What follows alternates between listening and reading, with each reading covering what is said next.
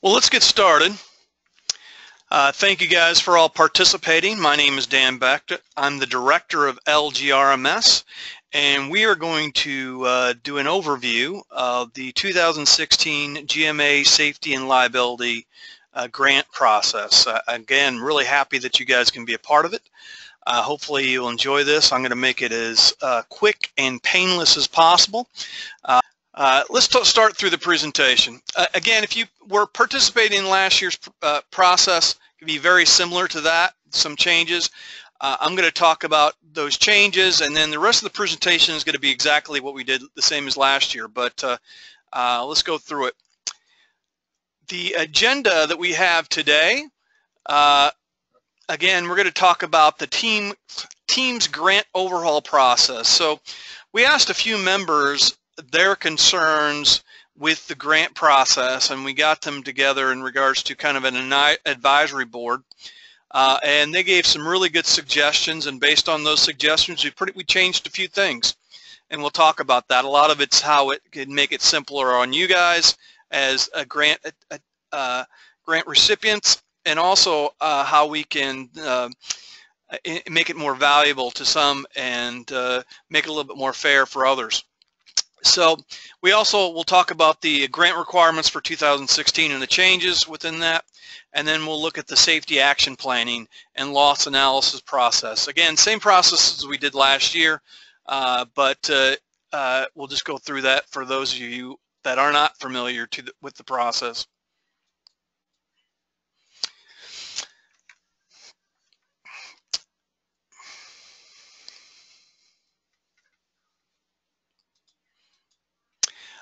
Participant eligibility, again, we've got a long laundry list. This is taken directly out of the brochure, but again, you got to be current with all your contributions and fees, which I'm sure you guys all are. You have to be a member employees in at least one LGRMS sponsored training program. So the expectation is, you know, if you haven't completed one in 2015, we'll be looking for you to complete one in 2016. That's kind of the way it works, and that's one of the things that keeps a lot of people from not complying with the grant expectations. So if I were you, I would look on the LGRMS website, look at a regional training. There's multiple ones offered. We have right now it's the HR series that's going on. You can attend those. You can attend safety coordinator training. A lot of people ask if they attend a safety coordinator training because they're required to do that, do they also have to do another training? And I will say no. You only are required to attend one of those per year, and if it's a safety coordinator training, you're able to use that one. Would recommend that you send multiple people though to these courses. We have kind of very high-level experts speak at these things. You know, within the HR regional trainings, we have attorneys that are providing that information, very knowledgeable. Law enforcement, we actually pay people from outside the state to come in here and talk to that. So make sure your folks are attending those. We're putting a lot of effort into those, and the people that are speaking there are extremely knowledgeable and can provide a lot of information to your folks. So you don't have to just attend one, you can attend multiples of these. Again, make sure that you're completed with all your LGRMS recommendations when the representatives come on site and make recommendations. Designation of a specific person as the member's safety coordinator. So you need to have somebody that is considered a safety coordinator. Now you can, a lot of people kind of just go through the motions and they'll pick the guy that they like the least as the safety coordinator. I would highly suggest that your membership pick somebody that's a strong leader, because that's what this person is supposed to be doing, is helping to lead and coordinate the safety process. And I'm sure of all the 22 people that are on this webinar right now, you guys are all strong leaders, so I would like to say thank you very much. If you're sitting there, you can applaud to yourself. Show proof of a written policy on holding safety meetings. We'll talk about that. We'll talk about the next piece. A little bit different. So show proof of a written policy And the last piece, the next bullet, so proof of a policy on requiring a minimum of 2 safety and self-inspections. And then the next bullet point says show proof of a safety meeting / training policy and self-inspection policy mentioned above. So one of the changes from the previous year is you don't have, if you've turned in your written policy for safety meetings, if you've turned in your written policy for inspections, you do not have to turn those back in. You don't have to turn in your seatbelt policy again. All you have to do is let us know. There's going to be a little box that you check. You've already turned those in.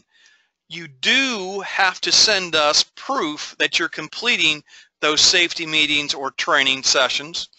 You do have to send in proof that you are completing those self-inspections. So what do you have to do? If you send a couple of meetings, you don't have to send every one of the meetings. You don't have to send every one of the self-inspections. But if you send a couple of those to show examples, that's going to be sufficient for us. So, 1 or 2 documents on each of those, it's going to limit the amount of paper that you're going to have to send to us. And again, if you're sending those things, you don't even have to send paper. You can scan all that document in and send it to us via email. We actually prefer it. It's easier for us to manage. It's easier for us to control. So when you're sending in this information, go ahead and just scan it and send it in via email. Again, the last thing, show proof there is a written mandatory seatbelt use policy, and then we want to see really a kind of description of how that's distributed. If you've done that in the past, we do not need to see that currently. So again, another elimination of paperwork.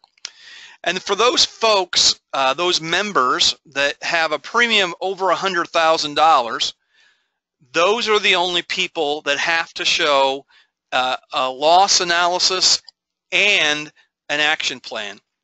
And we're doing that for a couple of reasons. One, for those people that have lesser premiums, we're trying to make it a little bit easier on them. A lot of times their loss trend analysis it does not show a lot because they don't have a lot of incidents to begin with. So we're trying to make it a little bit easier. And we're really trying to work on where we're having a lot of our incidents, which are some of our larger members. You're still welcome to do a loss analysis. You're still welcome to do an action plan. Would highly encourage it. You're not required to, though, for this particular grant process. But anybody with a premium over $100,000, you are required to complete that action plan and loss trend analysis. So let's say that you have a premium, you belong to both the GMA and the workers' compensation funds, and you want a grant from each of those. In one of those funds, you have a premium of over $100,000, and one of those you have a premium under $100,000. Well, if you want the one for the grant for over $100,000, you will have to complete one of those actions plans to be able to obtain that particular grant funds. That's an expectation. Again, and we'll talk a lot more about the expectations behind the analysis and the loss trend analysis a little bit later. It is not as overwhelming as it looks. So the other big change that we made from years past is rather than having a maximum grant amount of $6,000 for all members, we tried to stage it based on the amount of premium that they're paying. And again, the issue was we had people paying, close to $500,000 in premium that were, again, only eligible for $6,000 worth of grants. And we also had members that were paying very little in premium that were getting $6,000 in grants. So we wanted to make it a little bit fair, and this can be fairly confusing, but ultimately speaking, if you have questions, specific questions, how much you're going to be able to be eligible for, we'll let you know when we send back our approval letters this year. But you can also call us up, and I can let you know what your premium is and what you're eligible rounded to the nearest $100. But again, if you have premiums of $200,000 plus, you will be eligible for $10,000 of grant funds. If it's between $60,000 and $200,000, you'll be eligible for 5% of your premium, again rounded to the nearest $100. If your premiums between $6,000 and $60,000, you'll be eligible for $3,000. If your premiums are below $1,000 or $6,000 to $1,000 to $6,000, you'll be eligible for 50% of your premiums, not less than $500. So give a few examples of this. The city of Happyville pays $330,000 in GMA premiums and $143,000 in workers' compensation premiums. They would be eligible for $10,000 GMA grant and a $7,200 workers' compensation grant.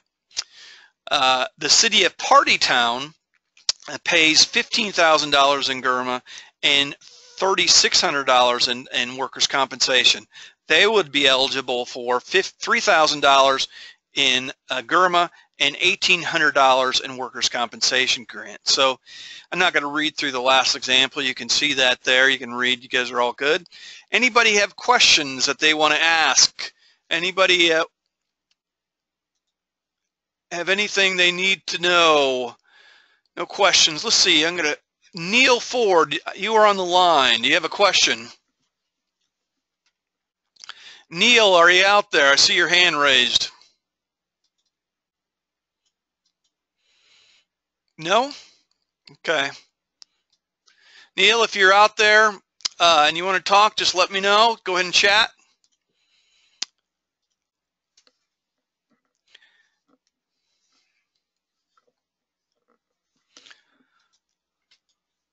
So program guidelines. Again, we do require a mandatory SOP signed by the department head for special items. So if you're looking for fairly expensive, if you're trying to get some things that aren't that expensive, general things, we're probably not going to look for an SOP. But we do look for respirators, AEDs, trenching equipment, confined space apparatus, body armor. We're looking for two things here. One, if we buy that equipment, you're going to be required to wear it and utilize it. Two, that you have the right expectations of using it. So let's say, for instance, you want confined space equipment or you want respirators, and you don't have, you're going to get the equipment, but you don't have the proper training, you don't have the proper procedures to use those. And an example would be, we have people that are requesting respirators a lot of times, and they're respirators have a limited effectiveness based on what they're made for. So some respirators are made for organic materials, paints and other things. Some respirators are made for pesticides. Some respirators, the cartridges they're used are made for a variety of other things. So if you're using those for the wrong reason, they're not going to be effective against the things you're using them for. So we want to see a policy that says you know what you're using those for. The same thing with confined space and trenching. We want to make sure you have at least a foundation to build on in regards to the items that you're using. The grant funds will be distributed on a first come, first served basis or first approved basis. Last year we ran out of GMA funds. We still had some workers' compensation funds available. Again, I would recommend that you get your recommendations, your application in as soon as possible. Historically speaking, we kind of start running out around August or so. So really make sure you get your applications in before August. If we have anything like we had last year, the sooner the better it is. The purchase must be made during the current calendar year. Runs through January 1 to 12/31. Again, we recommend that you, one, purchase these items after they have been approved. We do make some exceptions for purchase after 12/31, but again, you have to make sure that we have made that exception. The review of the 2016 grant application will begin February 1st. All grant applications must be received or postmarked before October 31st, 2016. So please make sure you get your applications in before then. We actually have not started reviewing those yet. We have a queue of about 11 or so right now, and we'll start reviewing those probably within the next week.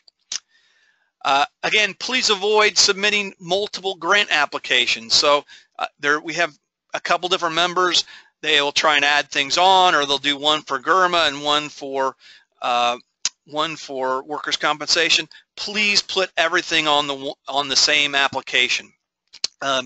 You might have a question on whether an item falls within GMA or workers' compensation. We'll actually ferret that out, and we'll send you an approval letter saying these items have been approved for workers' compensation, these items have been approved for GMA, and after you see that, you can go back and you can say, hey, can we use this instead of that? You can mix and match, and we can discuss it via email. It's a much quicker process. You don't have to make sure everything is perfect at the time that you submit the grant.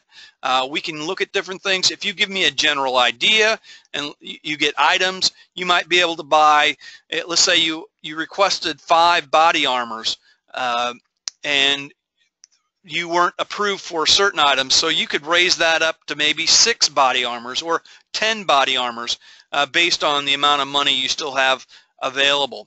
So we're able to have some flexibility in regards to numbers of items if we get the items that you're requesting approved.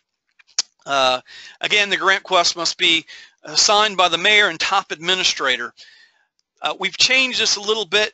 It's either or now, and we really want to make sure your top administrator or mayor signs this. A couple of members do these independently within their own departments, and they'll send these in, and then the fire department will send theirs in, and they have $6,000 for work comp and $6,000 for GMA, and then 3 months later the police department or the roads department will send theirs in, and they have $6,000 and $6,000. We want to make sure this is a joint effort for the city that's submitting it, and that everybody has thought what the top priority is, and we'll talk a little bit about that a little later. Procedures to request grant monies. I'm not going to go through this too in depth. You can kind of read through this. We'll talk about that. This is reviewed. Well, I'll go through the process. We'll talk about this a little bit later. But here's the timeline process and how it works.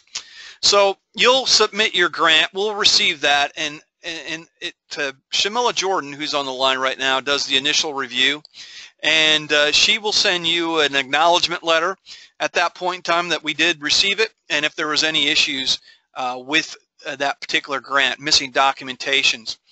Once we've received most of the documentation, I'll then take it to the grant board. And at that point in time, the grant board's made up of multiple members of GMA, and we'll look at the items that were approved or that were submitted, and we'll say, these should be approved by Workers' Compensation Fund, these can be approved within the GMA Fund, and these items will not be approved. I will then send you an email indicating your approval or denial of a grant at that point in time, depending on different things.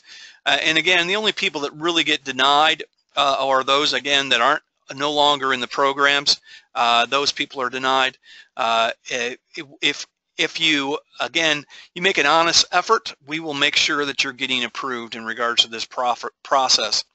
And then, again, once we receive once you purchase the items and you send the proof of purchase to us, then we will we'll process those for payment. So we recommend you do not purchase those items until you receive an approval from us, because the situation could be we might not approve those items. We've done some different things. We've approved something in the past and we haven't approved in upcoming.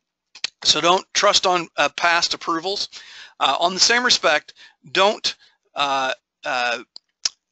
we don't want to run out of funds and you've already purchased something and we're not going to be able to reimburse you for those particular items. So make sure that you wait until you're the approval process to purchase those items. Here is again, a form that was filled out by one of our members, and it goes through the different items, and this is what we're looking for on the application. We want the name of the item, the quantity, or the quantity of the items, and then what it's going to be used for. And we're going to talk a little bit about this. How will this reduce workers' compensation or GMA risks? That's the question that we ask ourselves. So if you can say how it's going to reduce, and you should be fairly, for different items, it's pretty apparent. So body armor, we know that that body armor is going to be used to reduce somebody from being shot. But if you have a unique item, something that we haven't typically approved, then you need to have a pretty good explanation of what it's going to be used for. But this is what we're looking for, and we'll go through and say, okay, watch guard, Vista HD, that camera, police that goes in GMA. Security camera, that goes in GMA.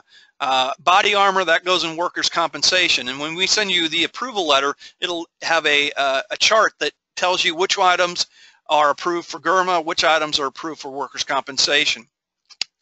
So one of the questions is, how should we come up with a list of items? One of our members does a fantastic job, and I don't want to let you know who that is, but if they're on the line right now, if they want to speak up, I'll let them raise their hand and I'll acknowledge them. I'll let them talk a little bit about this process. But they do a great job. They have a committee, and it's their safety committee, and they identify where their biggest risks are within their particular organization. And then based on where their biggest risks are, they ID that where their issues are.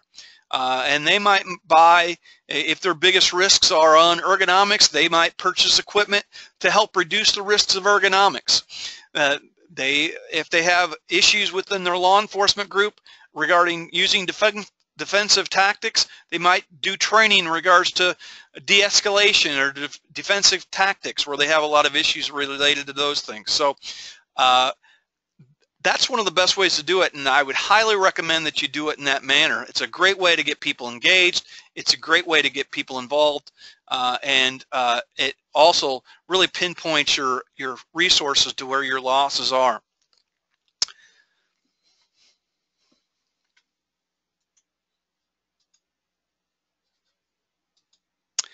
This is the next, or the bottom part of the application, and I have 1 and 2 you can see in red here, and it really shows the changes. So we used to have 2 lines of signature. You can either have the mayor or top administrator. If you haven't actively involved both of those, I would actually have both of those signed. It's nice, but you're only required to have 1 at this point in time. And then you can see the number 2 with 2 red arrows. You only, again, these are submitted. It says submitted safety meeting policy in previous year. You can check that box, and you do not have to submit the safety policy for safety meetings or the self-inspections policy. Again, saving you the paperwork of having to submit those both, and you should thank that committee for those changes. There's a lot of different items approved for workers' compensation. I'm not going to go through all of those, but you should ask yourself the question, will it reduce a workers' compensation claim? So will it reduce somebody from slipping, falling? Will it reduce somebody from getting hurt with a chainsaw? Will it reduce somebody from getting shot by a suspect? Will it reduce somebody from having an ergonomic injury? If you can answer those questions, the answer is going to be more than likely yes. Sometimes it's a pretty broad example, and we'll talk about those, and you got to be able to pinpoint where it's going to help.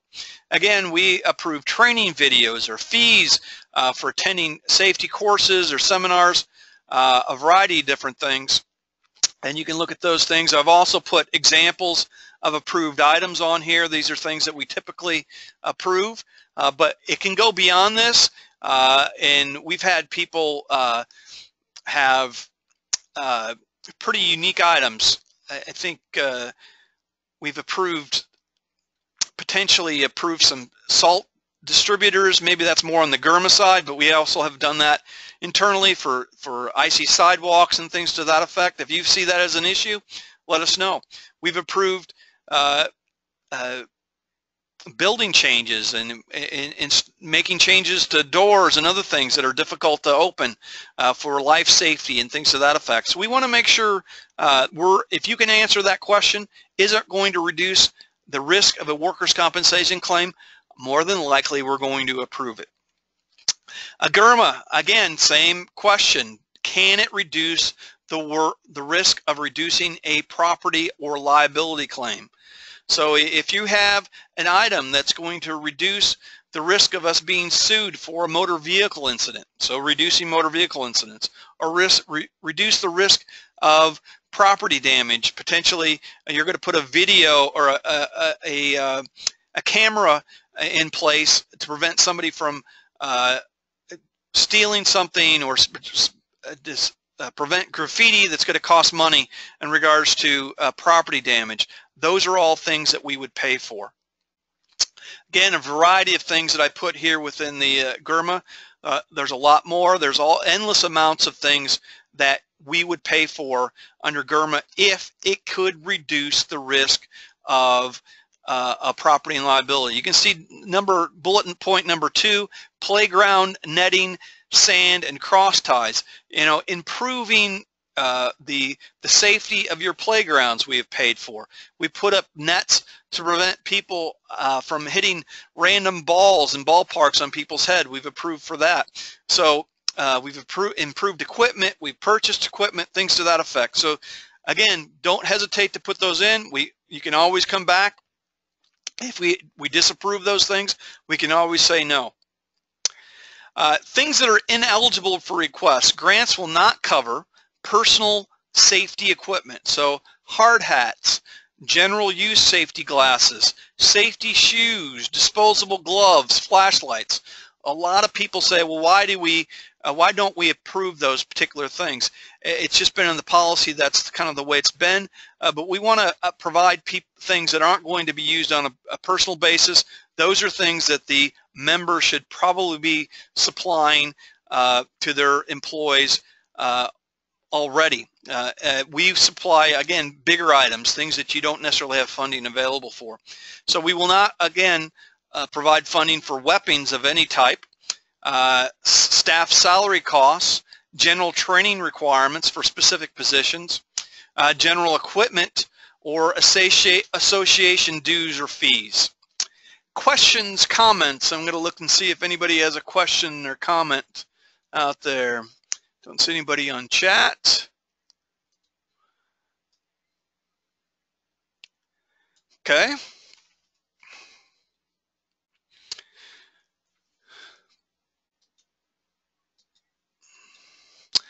This is a letter that is the first kind of initial letter that goes out and saying, hey, we're looking for these particular items, and it has my name from, but typically last year, and I know in 2016, Shamila Jordan will be sending this letter to you, and I'm going to let her speak just to make sure you hear her lovely voice. Shamila, are you out there? Yes, sir. How are you today? I'm well, thank you. You send out these initial communications, is that correct? That is correct. Anything you'd like to say to people? No, I think you're doing a great job covering everything. If anyone has any questions after I send them out, I'm more than welcome any questions or comments or anything. Yeah, again, we are here to help you. You are our members. You are our bosses. If you have questions or concerns, or don't get frustrated, pick up the phone, send us an email saying, hey, this is our concern, this is our issue. Don't be afraid to push back on us. If you think something should be approved and we disapprove it, ask why. Ask us to look at it again. We'll do whatever we can to meet your needs as members. Again, ultimately some things are not going to be approved. Ultimately some things you're not going to be able to give you leeway on, but don't be afraid to ask the questions or let us know. We're here to meet your needs and serve you as members. Thank you, Shamila. This is an approval letter, and as I said before, you're going to get this once they've been approved by the board. It'll ask for, you know, in the green it talks about a copy of the invoice marked paid. That's really proof of purchase. In the past I've asked for pictures. I'm not going to ask for that. Done that for more promotional services, not really proof of getting those, but we wanted to see those pictures of items. So that, you know, maybe one picture with, you know, a couple of the things being worn by somebody that's using it, or being used, and just more promotional. Say, hey, this is a great, we really love it, something to that effect. We're not looking for picture proof that you have those in place. We're not going to ask for picture this year, but if you do have good pictures of people using it, don't hesitate to send it to us, because we would like to see those for promotional reasons, but it's not going to be something that prevents you from getting the money, and you will not see that expectations on the bullet points under the congratulations. Hi, I'm in the dark again, but you don't worry. I think I look better with the dark in the dark. Who thinks I look better in the dark, right? The darker the better, probably. Yeah, look at that. Shamel Jordan thinks I look better in the dark. That's why she gets paid the big dollars. The amount of, again, I'll talk about the amount of grants for the workers' compensation. As you can see there, they were approved, this member was approved for $1,085.59 within the workers' compensation column. Again, you can see that those items are throughout. We went through and we approved those, and we'll look at based where we think they belong. We're able to mix and match a couple different things. So barriers have both the ability to somehow work within GMA and in workers' compensation. We have other things that fit. So we'll try and get you the maximum amount you can possibly get based on what you're getting. But if we send you this letter and you say, hey, I'd like to, rather than this, I'd like to get that, let me know and we'll work it out. We'll try and adjust it so we get you the maximum amount of grant funding that we have available to get you at that point in time. Again, you can see the GMA amount and then the amount, the items that were not approved. And you know, sometimes I'll send what some people ask, and I'll send you an email that follows why those items specifically weren't approved. But in this particular case, it was exam gloves, which are a personal item, and stringer flashlights, which are used, are flashlights, and we don't approve flashlights either. So here's the action planning process. Before I get in the action planning process, let me ask questions. Anybody have any questions or comments regarding the presentation so far? I'm going to look and see if anybody has any hands up.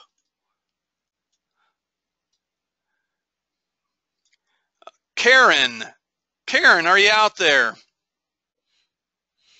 Karen Watson, are you out there? Let me try it. Erica Usher, are you out there? Erica, are you out there? Hi, Mr. Beck. I got a question for you, and forgive me if I just missed something, but I can't find the actual solicitation for the grant application. Where do I go to get that? You're talking about the brochure, the updated brochure? Yes. It was sent out via mail. If you want it, just send me an email to dbeck, D-B-E-C-K, at gmanet.com, and I will forward that to you. Is that the only question that you have? That's the only question I got, and that answers it perfectly. Thank you. Thank you. Great question, by the way. I like the interactivity. I'm going to put you back on hold or on mute.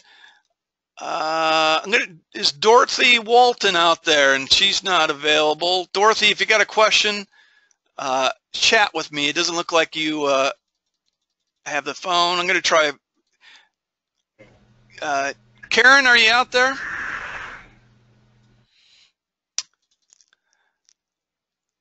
Okay, I'm going to put all hands down. If you have another question, don't hesitate to ask. Dorothy, I see that you had your hand up again. I can't unmute you because you're not. I don't see that you have a phone line. But if you have a question, you could write it down in chat. I'll be more than happy to answer that particular question. So anytime you'd like to, please do that. But let's just talk about the action planning and loss analysis process. Now again, as I said in the beginning, this is only required for members that have premiums over $100,000. If that's the case, then we would expect you to do one of these action planning, loss analysis, and action planning.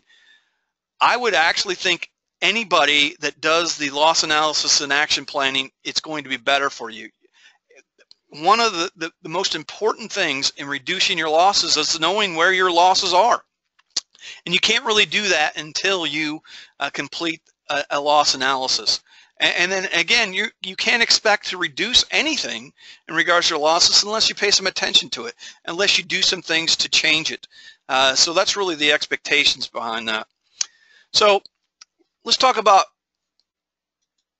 loss trend analysis. Now we can help you with this. So if you have, we've sent out, and I will send this to everybody, the same process we used last year, the same form. If you have less than 51 employees, you can ask for your loss analysis, but I would recommend that you use the GMA loss trends and kind of go off those. If you want a loss analysis, again, you can send it to me. Send me that request at dbeck, B-E-C-K, D-B-E-C-K at GMAnet.com, and I'll put that hopefully at the end of the presentation. But don't hesitate to ask me, and I'll send those to you. You can use your own loss runs. You can use it. We're not looking for perfection in regards to this. But what we send you is it'll have a fairly high line. It'll show you where your losses are within each of the departments. It'll show you within each department what categories or types of losses that you have. We want you to review those. We want you to identify 1 or 2 departments that have higher rates or costs and determine what the top dollar cause within those departments are. So this is an example of the loss analysis that we put together that we can send you, and this is a workers' compensation one. But it looks here, you got percent dollars of claims. Police department has 36% of the dollars associated with their workers' compensation claims. The public works department has 17%. You can see the next kind of section talks about losses on general. 33% are ergonomics, 24% are walking, working surface related. So slips, trips, and falls all over the place. Ergonomics would be anything excessive force, repetitive motion, awkward postures, things to that effect. If we look at the police departments, motor vehicles are the biggest incidents. 34% of the dollars associated with ergonomics, and this could be related to a lot of times it could be arrests or altercations. Those are a big piece, but you got walking, working surfaces at 12. Those would be some of the things that you focus on within the police department. You go to the public works, again, ergonomics is your biggest thing, and when you look at those items, you look at lifting is 14% of your ergonomic related issues. So that might be something that you focus on.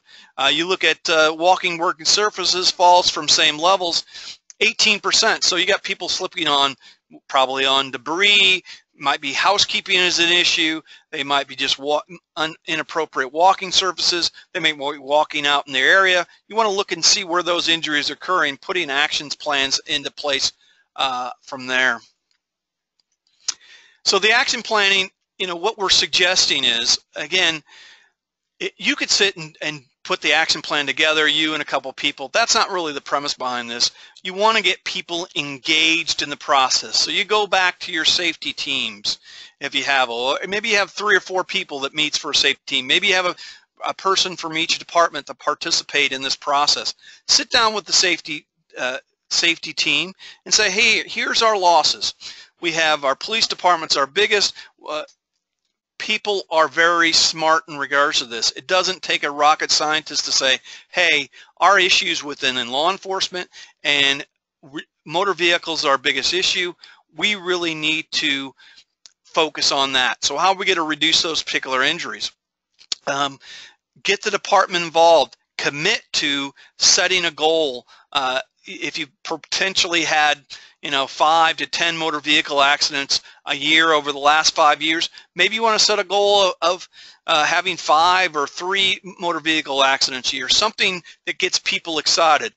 You want to talk about that. You want to brainstorm the ideas of how to get those incidents down. So let's say some of those incidents are involving backing. Maybe you want to focus on reducing backing. And we're going to talk, let me show the example of this particular action plan.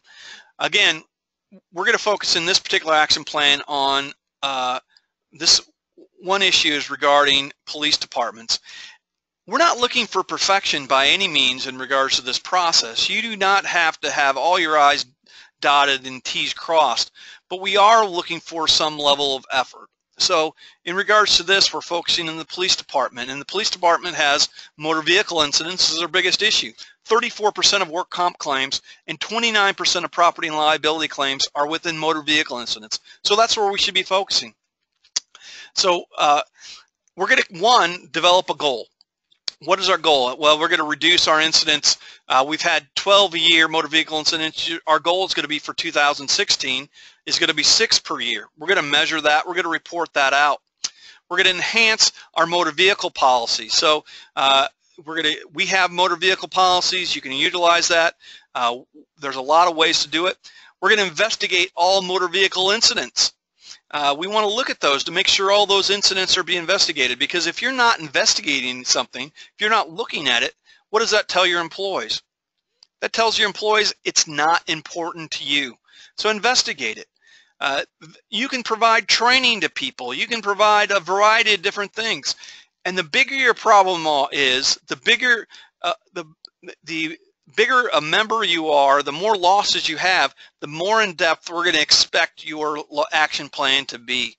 So last year was kind of a beginning. We're going to review these a little tighter. We're going to, we might ask a few more questions. We might push back on this. We don't want you to kill yourself. We don't want you to pull your hair out. We don't want you to use this to prevent you from getting your grant. On the same respect, we do expect you to kind of go through the process of looking at the loss analysis and putting the steps forward to help start to reduce your incidents. Questions or comments from this particular piece? Leadership approval and authorization. Again, as I said before, the leaders in your organization need to know where your losses are occurring. They need to know this is important. They need to hold people accountable to reduce the losses in your particular area. They need to help you develop the plan and then commit to the implementation of that plan. That means not only holding employees accountable, but ensuring resources are applied to the implementation, whether that's time, whether that's training time, other resources that are related to that. And that's why we're requiring leadership authorization. We want them involved. We want them committed to ensure that these actions plans are being completed. That's the end of my little slideshow. Questions or comments from any of you? I'm going to type in my email address, and you can see that here.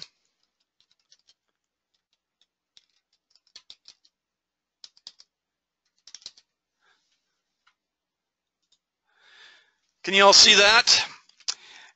So if you have a request for the brochure, if you have a request for your loss analysis, or if you have a request for the loss analysis action planning template, send those to me and I'll be happy to get that information to you.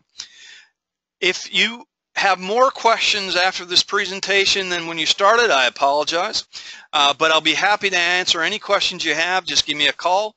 I'll give you my phone number also.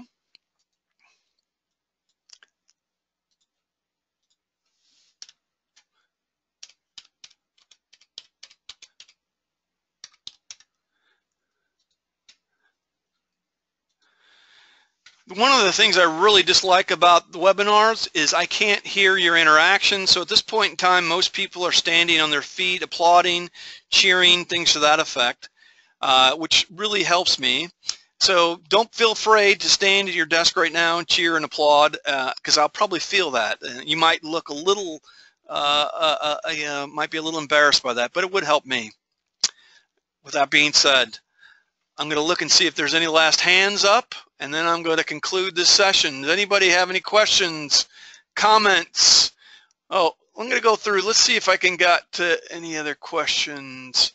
I'm going to go see Terry Bowles. Do you have questions?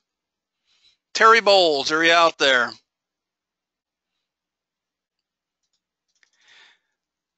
Shamila Jordan, you got a question? No, I'm good, thanks. Leslie Youngblood, are you out there? Got a question?